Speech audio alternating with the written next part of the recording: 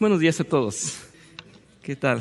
Es un placer, ¿verdad? Rico el desayuno y es mucho el amor con el que venimos todos. Gracias a Dios que siga invadiendo esta iglesia de esa manera. ¿Me acompañan a dar gracias, por favor, y a presentar este estudio? Señor, te damos gracias esta mañana. Gracias por tu gran amor, tu gran misericordia que nos tiene aquí, que nos nutre, que estamos aprendiendo a vivir como tú quieres, amándonos, cuidándonos y disfrutando de estos momentos juntos.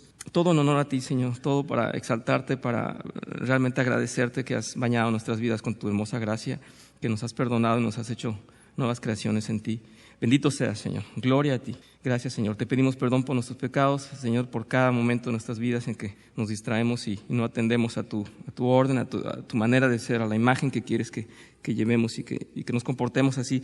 Perdónanos, Señor. Renuévanos y tráenos siempre al camino, Señor. Y te pedimos que seas misericordioso con toda tu iglesia, donde quiera que se encuentren tus hermanos el día de hoy, y que traigas a nosotros sabiduría a través de este estudio, comentando de tu palabra, y que se haga, Señor, tu voluntad en nuestras vidas. Lo pedimos en nombre de Cristo Jesús. Amén.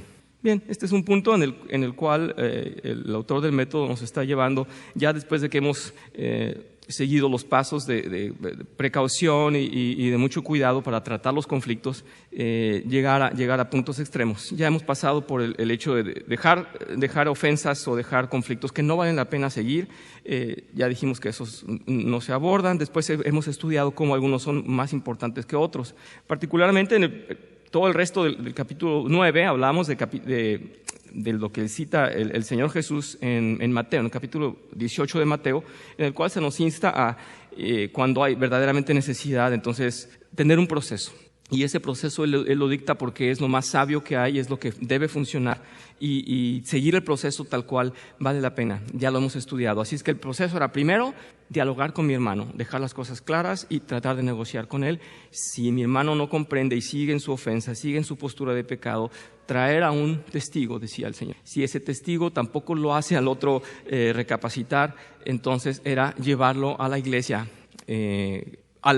primero al consejo de la iglesia, no forzosamente evidenciarlo delante de todos, sino hablarlo con los encargados de la iglesia, con ancianos, diáconos, el pastor, y decir delante de la iglesia: me gustaría que reflexionaras acerca de este problema. Si la iglesia misma ve que tal persona sigue abrazando el pecado, abrazando su necedad y su postura, tendrá entonces que decir a la iglesia: pues si estás afectando, tienes que dejar la iglesia, desgraciadamente, y está citado. Lo vimos con mucho acento en las 2 semanas pasadas. Insistimos sobre la necesidad de, en casos así, realmente llegar a la expulsión. Decíamos porque eso mantiene la iglesia limpia, en el sentido de que pequeños problemas, pero que son importantes, que son graves, que pueden parecer aislados, dañarían a toda la iglesia. Ya vimos cómo lo trata la Biblia. Desde un principio está hablando de esa levadura que puede afectar a la masa.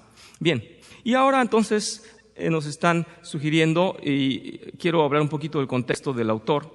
El autor está suponiendo, comentaba yo en las clases pasadas, esta situación endémica del cristianismo, en el cual por regiones hay lugares en donde hay más cristianos o ha proliferado más el cristianismo, y el autor nos está diciendo que cuando una persona se pelea con otro miembro de otra iglesia, las 2 iglesias tienen que llegar a una conciliación. Sin embargo, pues hemos traído el método de una manera más coloquial y comprendemos que no forzosamente es el caso. Yo creo que como comentaba yo, en el sur de los Estados Unidos, en esto que llamamos el Cinturón Santo, quienes han tenido oportunidad de visitar se han dado cuenta de que hay muchas estaciones de radio, muchas televisoras cristianas, y en realidad está uno viviendo en un ambiente en el que al menos hay un conocimiento de la palabra de Dios, y al menos hay iglesias suficientes que abarcan todas las comunidades de esta parte del Cinturón Santo.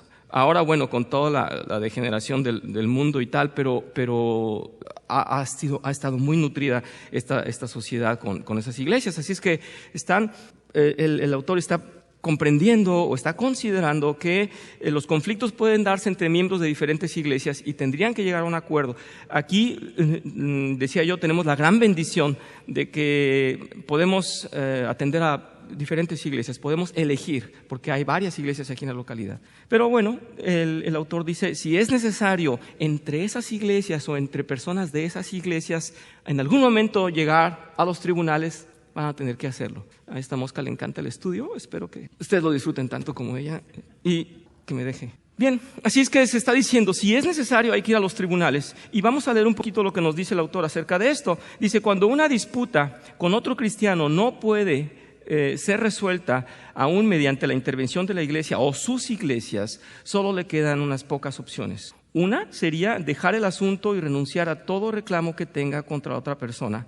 Y dice, lo cual podría ser lo mejor en algunas situaciones. No estamos hablando de algo que no vale la pena. Ya dijimos que lo trajimos en secuencia porque es importante. Pero aún así, una de las opciones es dejarlo y perder de tener la razón y perder ese conflicto y decir, bueno, lo abandono porque eres tan necio que no voy a poder.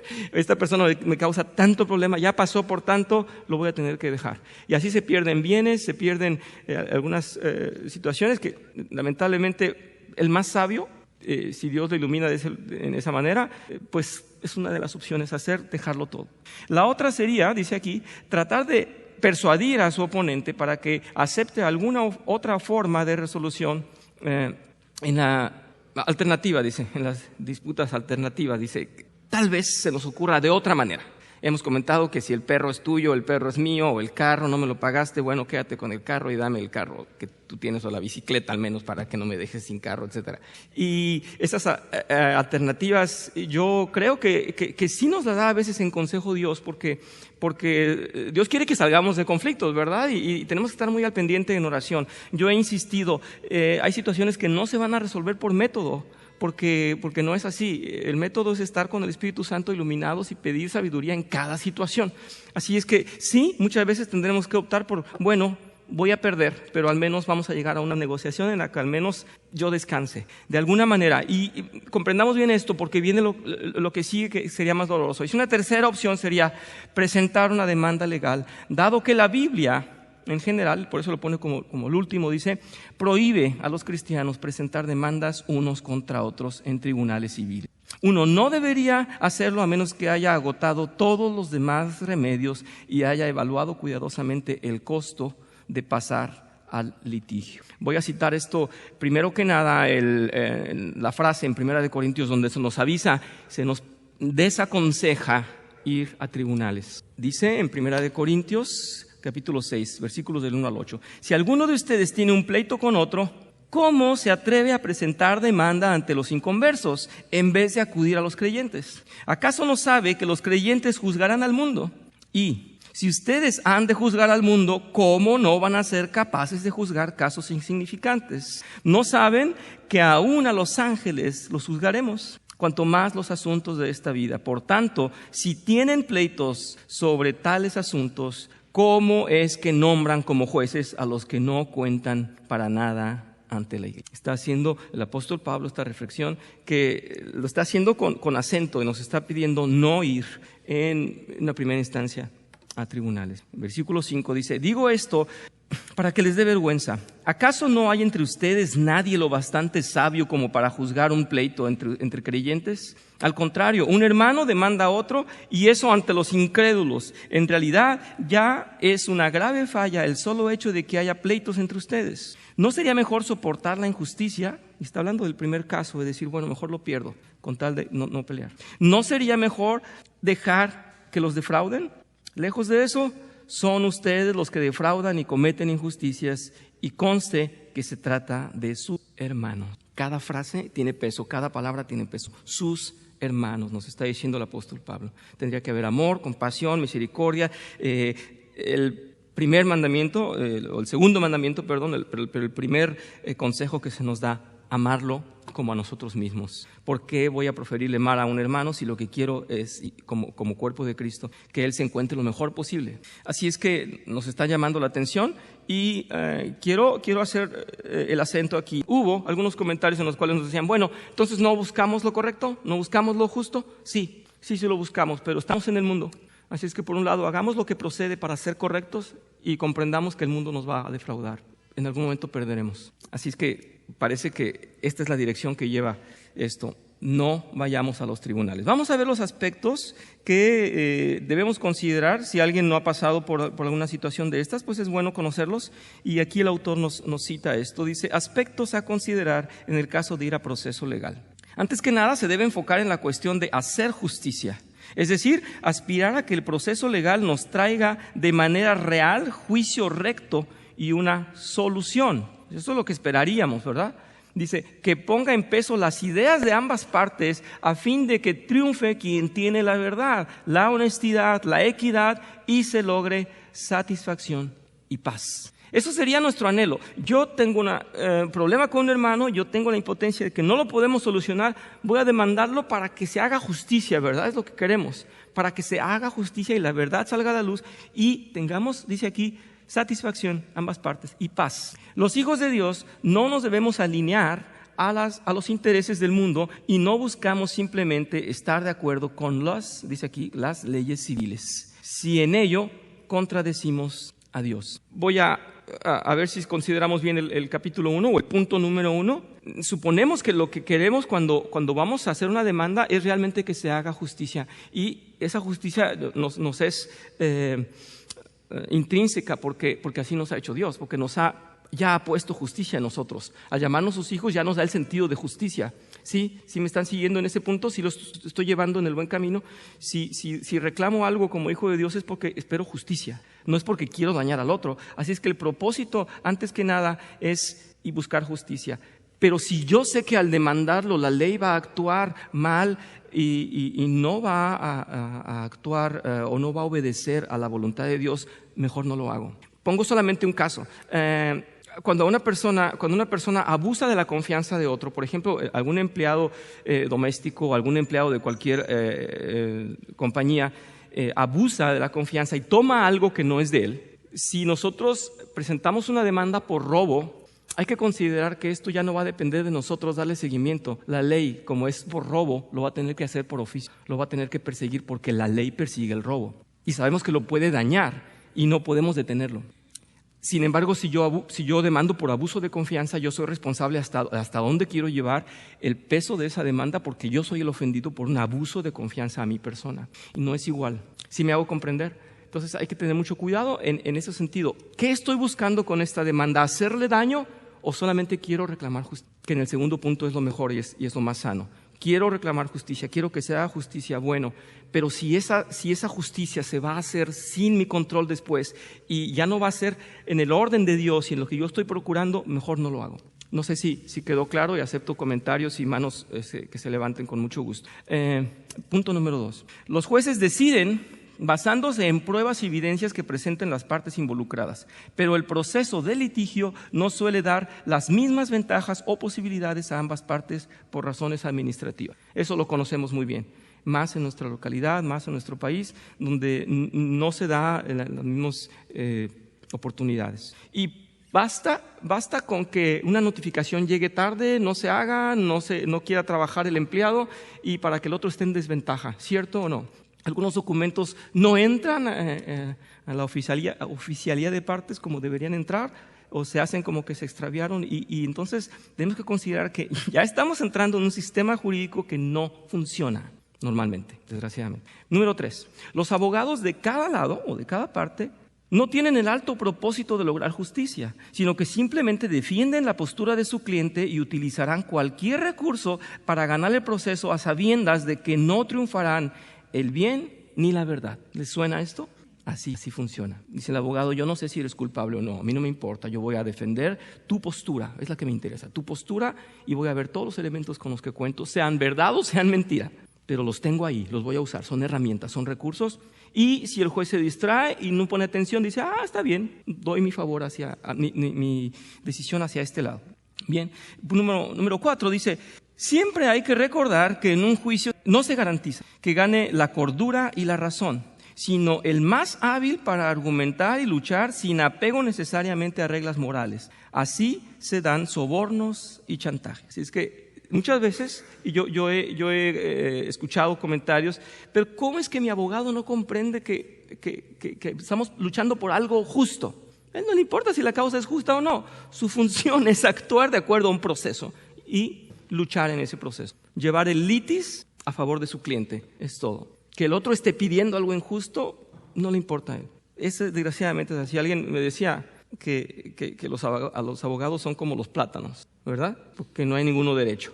No lo sé, no podemos generalizar. Pero dado a que Su intención fundamental, como lo estamos diciendo, no es ir tras la justicia, sino tras el caso, tras realmente su litis. Entonces está opacando su función a realmente el fin perseguido. ¿Estamos de acuerdo en eso con el autor? Sí, estamos de acuerdo en eso con el autor. Así es que debemos reflexionar, ¿de veras voy a involucrarme con mi hermano, aun cuando se esté pasando de testarudo? Voy a involucrarme en esta situación que ya de antemano sé que va a ser llevada injustamente, un proceso mal enfocado, porque así es el tribunal. Hay que considerarlo. En el punto número 5 dice, en el mejor de los casos, si el proceso se da en buenos términos, ambas partes habrán de sujetarse a lo que el juez decida y cumplir con lo que la sentencia imponga. Este es el centro del todo. Pongan atención aquí, dice, ir a un juicio es aceptar de entrada que ninguno de las dos partes tendrá ya autoridad en el conflicto, sino un tercero, el juez. No nos arreglamos tú y yo, y como, por eso dice el Señor Jesús, llévalo a un testigo, llévalo a la iglesia, expúlsalo. Hay un proceso. Ya que pasamos por todo eso, no nos entendimos tú y yo, va a venir un tercero que tenga o no razón, va a decir qué hacemos tú y yo, porque no nos podemos llegar a comprender ni a amar, ni a considerar, ni a respetar. Por último, en número 6 dice, no puede faltar el aspecto económico, ya que los abogados de ambas partes cobrarán sus honorarios y hasta el mismo juez. Así que ir a proceso legal significa implícitamente pagar un precio en dinero. Concluimos pues que cada una de las dos partes terminará por invertir dinero para ganar, una para ganar y la otra para perder. No hay esperanzas de que esto traiga justicia, que esto sea equitativo, de que en realidad me lleve a una solución, porque estoy llegando a puntos extremos y dejándole mi problema a otro. Eso es, con frecuencia quien contrata a un abogado se ve desprovisto de fuerzas, desprovisto de toda estrategia, porque está a merced de lo que el abogado diga. Y puede ser que el abogado realmente no ponga su ímpetu, no tenga ni la pasión ni el deseo de seguir con la litis, simplemente lo hará por seguir una rutina. ¿Sí? Hay quienes van, visitan al abogado y ¿cómo está? No sé, no me han notificado de nada. ¿Pero no ha ido usted al juzgado? No.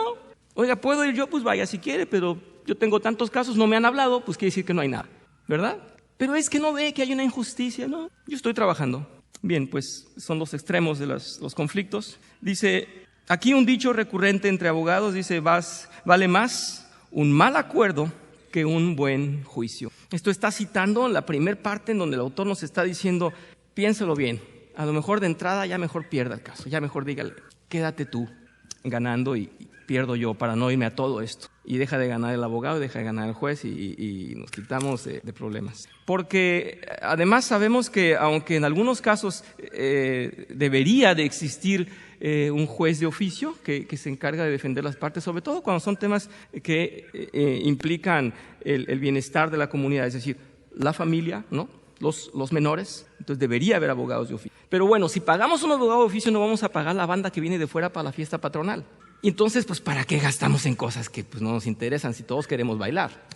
¿Verdad? Entonces, no hay presupuesto para pagar abogados de oficio, pues lo tienes que pagar tú. Bueno, no vale la pena irse a conflicto, lo mejor es evitarlo. Tribunal deberíamos evitarlo. Dice aquí, y es que a final de cuentas el resultado por decisión del juez traerá probablemente una solución relativa al conflicto, ya que ambas partes terminarán distanciadas. Hay que ver eso, el final de esto, realmente el resultado. Dice, uno terminó siendo beneficiado y el otro afectado por decisión de un tercero. O sea, tú y yo no nos entendemos, va a decidir alguien más, uno de los dos va a quedar forzosamente en desacuerdo. Si evitamos llegar a esto, se puede lograr una conformidad, aun cuando una de las partes ceda un poco a fin de mantener amabilidad y diluir el conflicto. En Mateo 5:25 nos previene, ¿sí? Dice, si tu adversario te va a denunciar, llega a un acuerdo con él lo más pronto posible. Detengámonos ahí, no vayamos más lejos, detengámonos ahí. Si ya me va a denunciar, me dice, sí voy a ir con la autoridad, ¿sabes qué? Voy a gastar dinero en defenderme, probablemente voy a perder, aunque yo tenga razón. Ya interviniendo la autoridad, es muy probable que la injusticia reine, ¿verdad? Por todo lo que acabo de decir anteriormente. Dice ahí, detente ahí, ya, dice, llega a un acuerdo. Hazlo mientras vayas camino al juzgado, no sea que te entregue al juez y el juez al guardia y te echen a la cárcel. Te aseguro que no saldrás de ahí hasta que pagues el último centavo. Mateo 5 nos está hablando realmente de cuando hay que pagar algo y no lo quieres pagar, pues más vale pagarlo antes. Pero como he dicho, desgraciadamente no forzosamente es para el deudor. También el inocente puede verse involucrado y pagar aunque no deba en nuestro sistema de justicia. No sé si hay comentarios, veo que a nadie le sorprende. Bueno, tal vez Sí, hermana, gracias. Creo que ya lo había comentado alguna vez. De la iglesia de la que venimos, que era muy grande, es en el Distrito Federal, había 3 cultos los domingos, había cultos entre semana y se recaudaba ofrenda muy fuerte, muy grande. La iglesia era madre, o es todavía, de muchas congregaciones dentro del Distrito Federal y en el interior de la República. Había una recaudación grande de dinero en la iglesia y teníamos un contador, el contador general. Y bueno, no voy a dar detalles, pero cuando se le pidió su requerimiento bimestral, empezó a poner muchos pretextos, luego lo entrego, se me olvidó, etcétera. Empezó a dar muchas evasivas. Dijeron, bueno, está bien, el hermano estaba muy ocupado, era maestro de escuela dominical, era compañero en el coro. Sus hijos eran en el coro. Sí, y cantaba en el coro, y su esposa también, era amiga nuestra. Sus hijos, aunque eran más chicos que yo, iban a la sociedad de jóvenes, y estaban muy metidos dentro de la iglesia. Yo creo que el dinero le pudo más, no creo, estoy segura, el dinero le pudo. Se atravesó Semana Santa, hubieron todos estos cultos de Semana Santa, miércoles, jueves, etcétera. Bueno, el hermano se fue con el dinero. Como la iglesia era muy grande y tenía la junta de diáconos y de ancianos, tenían abogados, había doctores, había licenciados, abogados, demás contadores. Penosamente, él era el contador general. Se le habló a los contadores adjuntos y le dijeron, bueno, ¿ustedes tienen algo, tienen papeles? No, se lo llevó todo él, se llevó millones. Tuvieron que ir, obviamente dejó de ir al coro, dejó de dar sus clases, dejó se aparta él solito. Y cuando fueron a su casa a decirle, oye, debes millones, casi de 6 meses que no has declarado de ley. Vaya, como sea, el dinero saldrá, pero las iglesias dependientes tal, era ya un problema muy grande, fue muy doloroso porque pues, sus hijos salieron vergonzosamente de la iglesia, su esposa, él.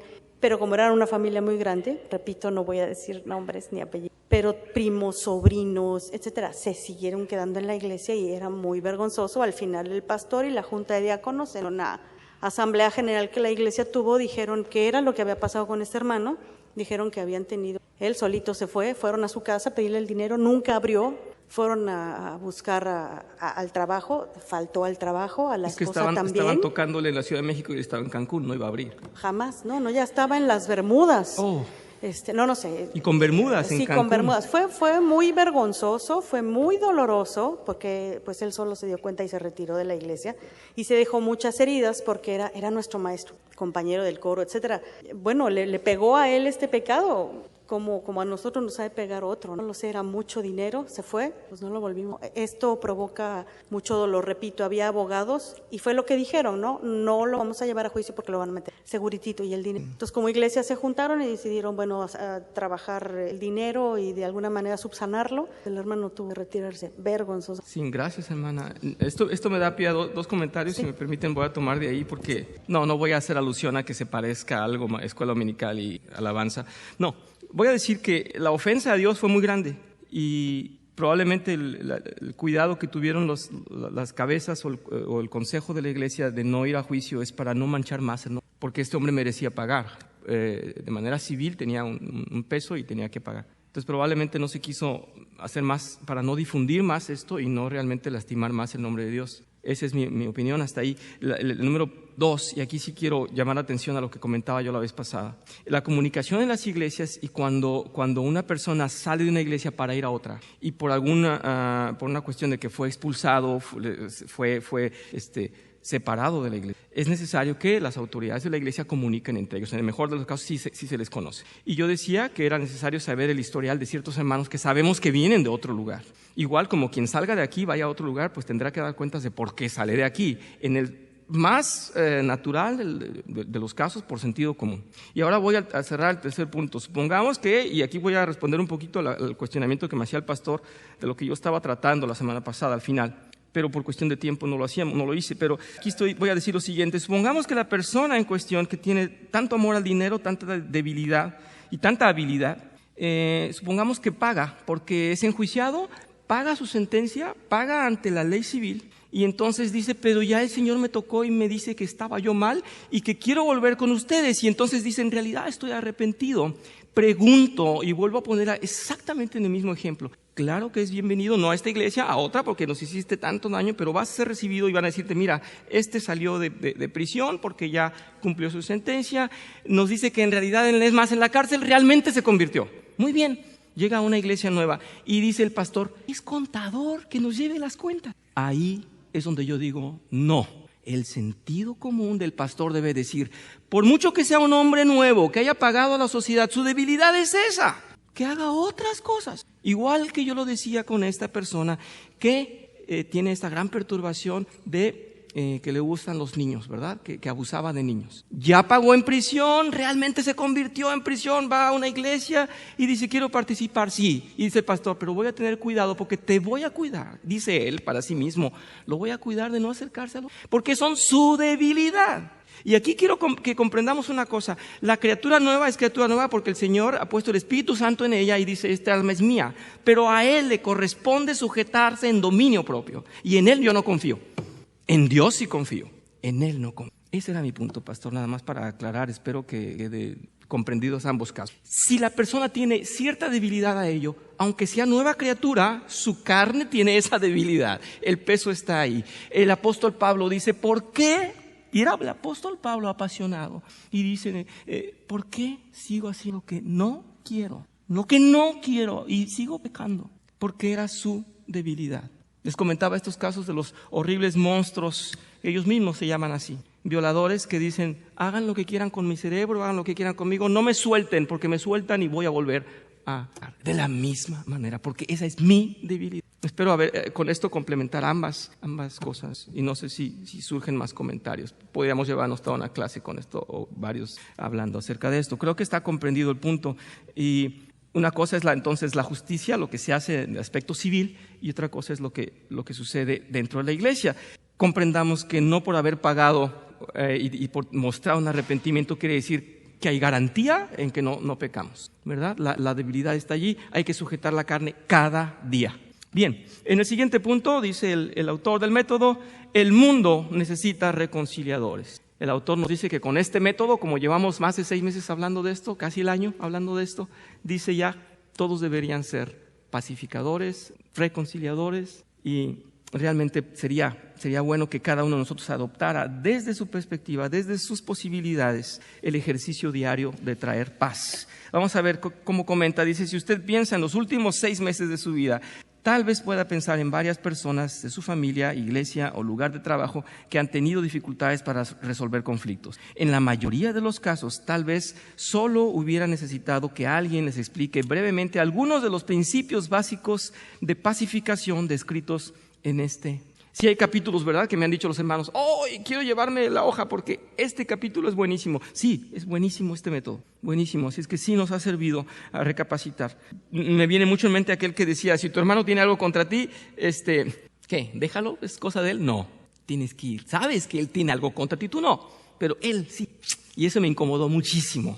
Pero bueno, hay que usarlo, hay que atender a este recurso. Dice, en otras situaciones hubiera sido útil tener a otra persona que se sentara en ambos lados del conflicto, dice, con ambas personas, ¿no? Y los ayudara a entenderse, a reconocer y perdonar ofensas personales y a alcanzar un acuerdo sobre temas materiales. En otras palabras, necesitaban un reconciliador para ayudarles a recorrer el proceso descrito. Yo creo que si esta clase me lo hubieran dado, no sé si en la primaria o en la secundaria, más de la mitad de mi vida me hubiera ahorrado muchos problemas, siempre y cuando lo hubiera llevado bien. Claro, gracias hermano Gerardo Díaz.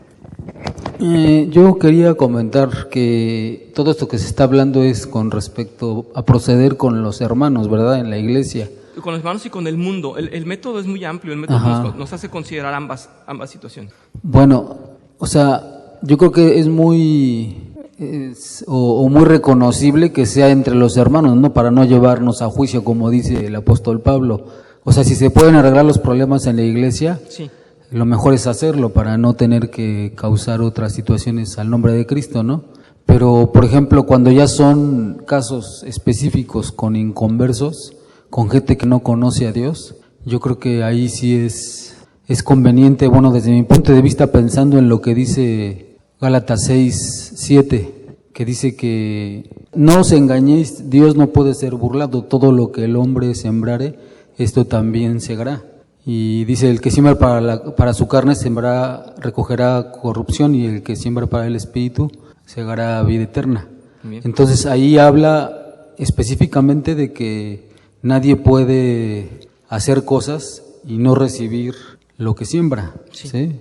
Entonces ahí se me hace muy claro a mí que cualquier persona que hace cosas indebidas tiene que tiene que cosechar la siembra de lo que hace. Sí. Y uno no puede, ahí dice claro que Dios no puede ser burlado. Uh-huh. O sea, a Él nadie lo va a engañar. Si yo hago cosas que no son, yo voy a recibir la retribución. Y si yo detengo que esa persona no reciba su retribución, entonces yo me voy a burlar de Dios. Yo así lo estoy entendiendo, ¿sí? Uh-huh. Y se me hace muy delicado en ese sentido porque, o sea, yo no puedo permitir o que pasen ciertas cosas y que la ley cumpla con lo que le corresponde. Uh-huh. También pensando en Romanos, que dice que si somos, o sea, Él es dueño de la espada para hacer justicia. Y si nosotros hacemos lo bueno, no tenemos que temer de ella. Uh-huh. Pero si hacemos lo malo, dice, teme, porque entonces vas a recibir el castigo. Sí. Y además ahí dice igual que las leyes fueron impuestas por Dios y hay que respetarlas. Entonces creo que sí hay un parteaguas ahí para definir si podemos o no proceder con los que son inconversos, ¿no? Gracias. En los capítulos pasados, no recuerdo si fue el 7 o el 8, nos decía el autor que al tratar con los inconversos, la manera de aplicar el método puede variar en el sentido de que ellos no tienen como soberano a Dios, como rendición de cuentas realmente Dios, sino su persona. Estamos luchando contra el gusto de la persona, los deseos de la persona, y Él es su propio juez. Y nosotros no, nosotros tenemos un juez que es Dios y al cual debemos cuentas. Y dice en el método, no le vamos a mostrar un versículo a un no creyente. Entonces no podemos actuar por ahí, no podemos tal vez seguir todos estos versículos que están aquí acerca de la justicia, acerca del respeto, del amor, no les va a interesar, porque no es un convertido. Pero sí dice todos los demás procesos que usted puede aplicar en usted mismo, de precaución, de amor, de misericordia, de cuidado, aplíquelos con usted, porque van a ayudar a resolver el caso, pero el inconverso no se va a doblar ante las mismas razones que usted. Eso es algo que tenemos en diferencia y en realidad en común en el pueblo de Dios, que nosotros sí tenemos a quien rendir cuentas y ellos se quieren rendir cuentas a sí mismos. No sé si quedó explicado este punto y no sé si te ayude a eso, Gerardo. Yo sé que no tenemos, el autor lo dice, cuando el apóstol Pablo da todas las recomendaciones a sus iglesias, no les dice exactamente cómo los resuelvan. Dice, pongan atención a esto, sean cuidadosos con este pecado. Aun cuando habla de estas dos mujeres que no se entienden, que los nombres se me escapan, Evodia y Síntique, siempre olvido, perdónenme. Les dice que arreglen sus diferencias. No les dice cómo, no les dice quién va a ganar, pero en realidad está diciendo que diluyan. Muchas gracias, Manuel, gracias por tu participación. En lo que llega el micrófono comento que en realidad el consejo de Pablo es hagan lo mejor por llevarse bien. Al final dice, cuando dependa de ustedes. Sí, gracias. Nada más el comentario de ese pasaje es que les invite a Síntique que busquen la paz y pone inmediatamente la humillación de Cristo hasta lo sumo y la exaltación de Cristo y que Él es nuestro ejemplo. Ajá. Para poder solucionar un conflicto. Entonces, la humildad de Cristo es el patrón que Él establece para que ellas dos se puedan poner aunque no dice siéntense y hablen a solas y lleven no dice eso, pero sí pone la humillación de Cristo como el ejemplo del creyente para buscar la paz. Muchísimas gracias. Sí, es fundamental, porque si no estamos diciendo, seguiríamos en el círculo, pero ¿por qué me voy a humillar si yo tengo razón? ¿Pero por qué no voy a reclamar? ¿Verdad? Yo. Y entonces el autor dice aquí como solución primera, abandonen. Creo que nuevamente Gerardo quería comentar, te agradezco, Caro. Pero volvemos al punto, son creyentes. Entonces, en ese punto, como creyentes, sí cabe el hecho de que alguno pueda abandonar por amor a Cristo.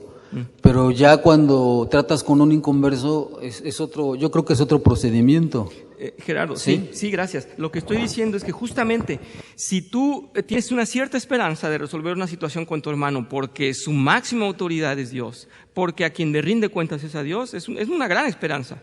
Esa esperanza se va a diluir cuando estás con el no creyente. Él va a luchar por sí, con todos sus medios, bajo su ley, bajo su perspectiva, que es yo. Entonces, ahí vale más abandonar. En la cabeza de él queda el juicio. En Primera de Pedro dice, si los están molestando, los están calumniando, los están insultando por mi causa y está haciendo lo correcto, vale más que los traten mal por hacer lo correcto que por hacer lo injusto. Caerá en el juicio de Dios. Las leyes no funcionan, lo acabo de decir en los 40 minutos de clase. Sí, se nos está advirtiendo, no vayas a esas porque están regidas no vayas a ese tribunal, porque es el hombre que no es Dios. Sí, Gerardo, sí. Voy a proponerte esto. Estamos de acuerdo que bajo la soberanía de Dios todo funciona y Él pone las autoridades, no porque son las mejores, porque las va a enjuiciar. Ok, pero no porque son infalibles. Ahora, nosotros tenemos la decisión y tenemos la oportunidad de elegir. Realmente, quiero llevar este conflicto en el mejor de los procesos, limpiar las manos, quedar bien con la persona. Mejor prefiero perder y no llegar a mayor. O quiero meterme a la boca del lobo donde seguramente me van a comer. Hermana, gracias. ¿Sirve para la grabación? Sí. Creo entender un poquito, espero, lo que comenta Gerardo. Al final, Dios desde Génesis estableció las leyes civiles. Sí. ¿Ok? Entonces, y al final los seres humanos, a través de la historia, han adaptado esas leyes. De hecho, los romanos tienen parte de esa ley. Entonces, si un hombre no creyente no quiere acatar la ley de Dios, entonces tendrá que acatar la ley de los hombres. Pongo un ejemplo, un hombre que golpea a su esposa y no comprende, se le habla a través de la Escritura, se le muestra toda la palabra de Dios y aún así no recapacita. Entonces, ¿qué vas a hacer con ese hombre? Por eso está la ley del ser humano. O sea, yo entiendo que como cristianos debemos de hacer hasta lo imposible y se me hace vergonzoso que entre creyentes tengamos que recurrir a la ley de los hombres. O sea, eso no debería de ser, porque al final estamos avergonzando el nombre de Dios. No es posible que entre cristianos no podamos solucionar un conflicto. Pero ya cuando involucra no creyentes y un caso extremo como el que comentaba, y hay muchos más, pues para eso está la ley de los hombres, para los no creyentes. Entonces, ese sería mi único punto, espero no haber... No, hermana, está muy claro, lo ha expresado muy claro y yo estoy de acuerdo totalmente con usted y estoy totalmente de acuerdo con mi hermano Gerardo en esa incomodidad. El orden de todo el mundo lo tiene Dios, Él lo ha impuesto, Él lo ha aconsejado, Él lo ha dejado escrito incluso. Así es que las leyes están ahí para el respeto mutuo, para la preservación del amor y la cordialidad entre de toda su creación. Es que es hermoso la manera en cómo Él puso orden. Lo que yo estoy diciendo y es basado en lo que nos hace reflexionar el método, que es muy, muy cierto. Nadie nos garantiza que yendo a la ley civil sea cumplida la justicia. Ese es el punto. Yo lo dije, si quieren retomar su punto número 1 en donde dice aspectos a considerar en caso de un proceso legal. Y antes que nada puse esto, enfocar en la cuestión de hacer. Si realmente yo demando es porque tengo una sed de hacer justicia, que sea legítima, sabiendo que probablemente no se haga porque quienes tienen el manejo de las leyes son hombres pecadores, inestables, frágiles, pecadores. No podemos creer en ellos. Claro que el recurso legal correcto es ir a la ley cuando la cosa no se puede, es el recurso legal. Pero usted está poniendo un caso, obviamente, en el cual hubo una ofensa monstruosa, porque es de un hombre golpeando a su esposa, es monstruoso. Pero sí quiero decir que lo que está tratando el método es cuando puedo perder algo, prefiero mejor perderlo y no meterme a eso, porque voy a perder mucho más tiempo, estrés y voy a salir debiéndola a lo mejor hasta al gobierno. ¿Sí? ¿Me explico? Es nada más esos dos puntos que espero que queden en peso, Gerardo. No sé si llego a solucionar tu conflicto. Perdóname si no te da paz. No quiero molestarlo a él. Yo creo que voy a decirte una cosa por si hay alguna incomodidad más grande en ti. Comparto exactamente contigo la impotencia de que la ley no aplique, de que la ley no cumpla, de que la ley no haga justicia y que no honre a Dios. La comparto contigo. Pero estamos realmente bajo la autoridad de Dios y su soberanía. es al que tenemos que rendir cuentas. Aquí hay que saber a quién le debo rendir cuentas. Y dice el Señor, mía es la venganza. Y tendría que tener el peso de la confianza de que Él lo tiene bajo control. No puedo ver yo la justicia hecha. Acuérdate nada más que hoy en el cielo los mártires están cantando, ¿hasta cuándo, Señor, harás justicia? Y Él no está sordo. Él traerá un día del juicio y Él lo tiene todo en su... No sé bíblicamente qué más te podría decir. No sé, quieran proseguir con los comentarios, hermana. Hermana, permítame, ya lo dejo cerrar a usted. Sí, ahorita lo que se comenta, bueno, de hecho yo ya lo había comentado hace tiempo. Yo vendí un terreno del cual tenía dentro ciertos materiales. Y eso que dicen que se pierda es muy difícil de aceptar, pero cuando crecen en la palabra de nuestro Señor Jesucristo, te derrotas, que haga justicia nuestro Señor. A mí se me aconsejaba que demandara, porque yo vendí el terreno, más no el material de construcción que estaba ahí adentro. Y decía, pero ¿por qué es mío? Me costó. ¿Y por qué no me lo quiere entregar? Pero yo no iba y se lo pedía, mi mente lo generaba. Cuando se llega el momento de decir, bueno, yo soy cristiana, creo en Dios y Él va a hacer justicia, me tengo que derrotar hasta en contra de mi voluntad y dejo las cosas. Cuando menos me doy cuenta, a esas personas se les descompuso la camioneta, les quitaron el negocio donde estaban laborando y luego les cortaron la luz. Dije, oh Señor, tu palabra es, lo que dices, ¿no? Tú peleas mis batallas. Y es cuando dije, oh Señor, qué bueno que no me enfrenté a esa situación, porque sí iba a perder dinero en un abogado, tiempo, y me iba a sentir muy mal, iba a ser desgastante. ¿Usted evaluó? Y sí, dijo no. Puse las cosas en la balanza, pero no es fácil, No es fácil, es así como que una lucha interna que dices, aquí está, Señor, no es tan fácil. Así es. Hay que vivir un proceso y es a lo que le comparto a mi Gracias. A Por mi último, hermano. dejamos que cierre el pastor y terminamos con esta clase. Gracias. Si quieres, dámelo porque no hay dónde sentar. Bueno, hay diferentes valores, obviamente, en la iglesia y en el mundo. Y el mundo, en relación a la justicia, pues hasta tiene un emblema, una balanza con un ojo abierto y un ojo tapado. Lo que nos está diciendo que ahí la justicia no va a ser exactamente la que se presente o la que sea lo más equitativo, sino que va a ser el balance de los hechos que se presenten, ¿verdad? Y eso en el buen caso de que el juez sea justo y recto. Hoy en día se han dado en casos en México que los magistrados, a pesar de cualquier evidencia, hacen lo contrario a lo que dice la evidencia. Y si les parecía monstruoso golpear a una mujer, pues ahora asesinan a una y dejan salir al presunto delincuente. Y en la iglesia pues hay una diferencia enorme, porque el amor y la gracia y el perdón que todos recibimos debe prevalecer en nuestros juicios para hacer que las cosas lleguen a un lugar de paz. Gracias. Revisado, corregido y aumentado. Gracias. Agradezco sus comentarios. Si no hay más, vamos a cerrar con esta parte y continuaremos la siguiente semana ya para concluir con y ya concluir con el año que se nos está yendo, ¿verdad? En estos días, y gracias a Dios porque estamos aquí.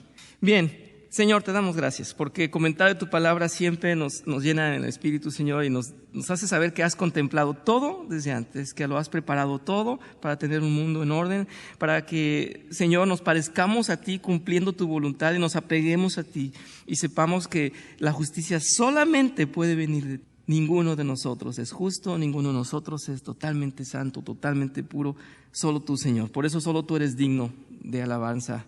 Y acudimos a ti, Señor. Perdónanos, guíanos, restáuranos, ayúdanos a llevar muy bien nuestras vidas, lo mejor posible, siendo pacificadores tuyos. En el nombre de Cristo Jesús lo pedimos. Amén. Gracias.